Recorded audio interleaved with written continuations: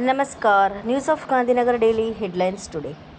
ટ્રમ્પની વિવાદાસ્પદ યોજનાને મોટો ઝટકો. અમેરિકામાં જન્મેલા બાળકો અંગે સુપ્રીમ કોર્ટનો મહત્વનો નિર્ણય. કેન્દ્રની નવી કેબિનેટમાં યુપી પંજાબનો દેખાશે દબદબો. લોકસભા કરતાં રાજ્યસભાના સાંસદો માલદાર. જાણો કઈ પાર્ટીના એમપી સૌથી વધુ અમીર.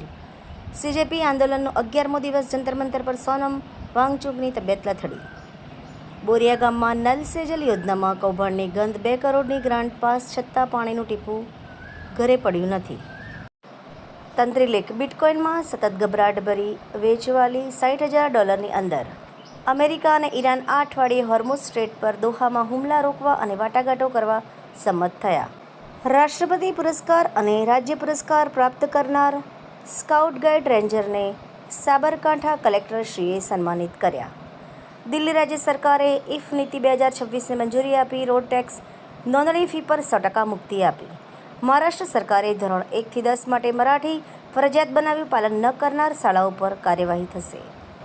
રામ મંદિર સંવાદનું સમર્થન કરનારા મુસ્લિમ ધર્મગુરુ મૌલાના સલમાન નદવીનું લખનૌમાં 72 વર્ષની વયે અવસાન થયું. દિલ્હી કોર્ટે નીટ યુજી પેપર લીક કેસમાં 10 આરોપીઓની ન્યાયિક કસ્ટડી 11 જુલાઈ સુધી લંબાવી. આવારાપન 2ના ટીઝર રિલીઝથી ઇમરાન હાશમીના ફેન્સની જૂની યાદો તાજી કરી.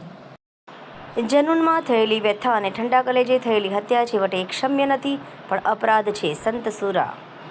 એનોજી સાહિત્ય સરિતા ગ્રુપ. વિષય વરસાદની પહેલી બૂંદ. એના ઉપર સર્જકોની ખૂબ જ સુંદર વિવિધ સ્વરચિત રચનાઓ. કેન્સરના દર્દીઓના હિતમાં મુખ્યમંત્રી શ્રીના સંવેદનશીલ નિર્ણયને અરવલ્લીના નાગરિકનો આવકાર. વરસાદની ભારે ખેંચથી વાવેતરમાં 40% ઘટાડો. માત્ર 1 ઇંચ વરસાદથી કૃષિ સંકટ ઘેરાયું. પાણી પહોંચાડવા સરકાર તાત્કાલિક પગલાં ભરે. શ્રી અમિત ચાવડા.